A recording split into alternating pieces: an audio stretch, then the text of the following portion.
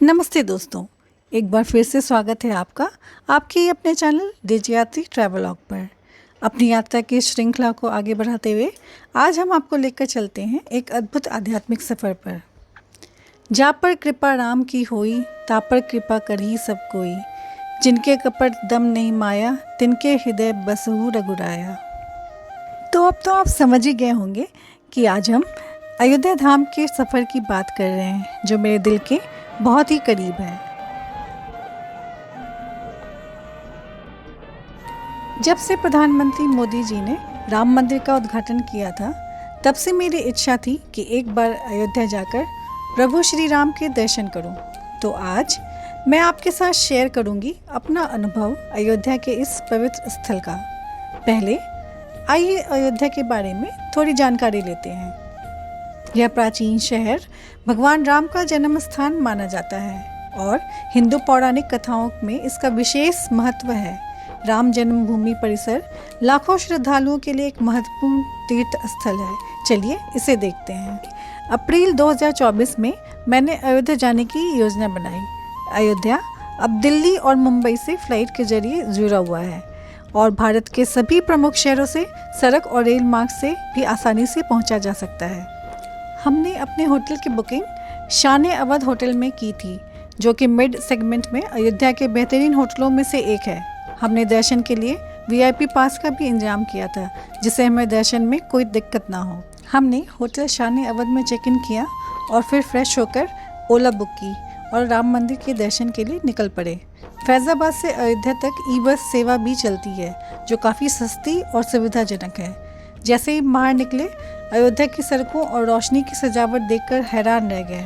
मुख्य सड़क के किनारे की इमारतें राम मंदिर की थीम में रंगी हुई थी, जिससे शहर का पूरा रूप बदल चुका था और सभी बहुत ही सुंदर दिख रहे थे।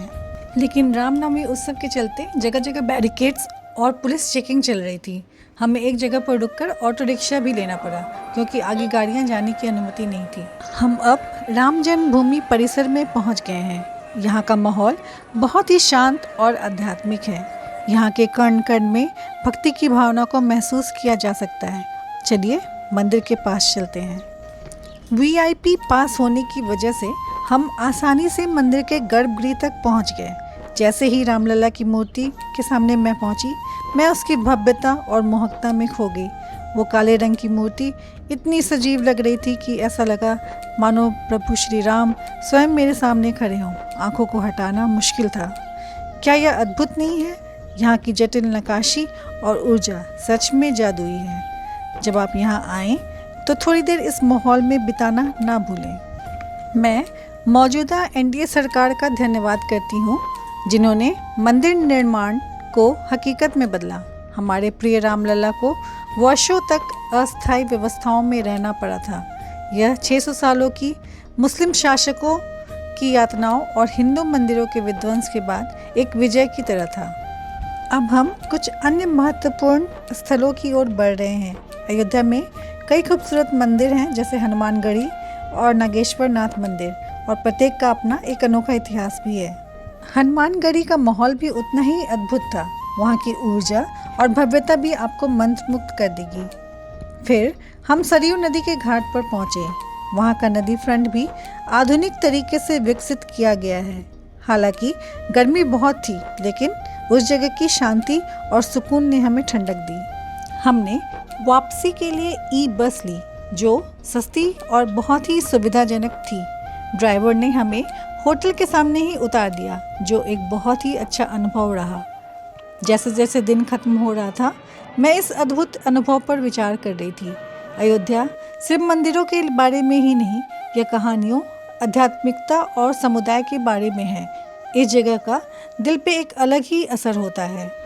दोपहर का खाना खाने के बाद हम होटल से चेकआउट कर अपने वापसी की तैयारी करने लगे। अयोध्या में बिल्कुल नए हवाई अड्डे ने दुनिया भर के तीर्थयात्रियों को कनेक्टिविटी प्रदान की है।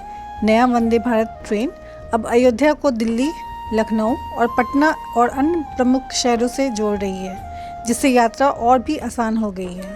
तो दोस्तों, यह था हमारा अयोध्या का सफ़र, जिसे हम मंदिर के उद्घाटन के बाद से ही प्लान कर रहे थे। अयोध्या धाम की इस यात्रा में मेरे साथ रहने के लिए धन्यवाद। अगर आपको ये ब्लॉग पसंद आया हो तो हमारे चैनल डीजे यात्री ट्रैवलॉग के लाइक बटन को दबाना ना भूलें और भी एडवेंचरस ट्रिप्स के लिए सब्सक्राइब करें। अगर आप अयोध्या गए हैं या आपके पास कोई अनुभव है तो कमेंट सेक्शन में ज़रूर बताएं। आपको राम मंदिर की यात्रा कब करनी है या बस की अगर प्लानिंग कर रहे हैं तो ये भी बताएं। जय श्री राम।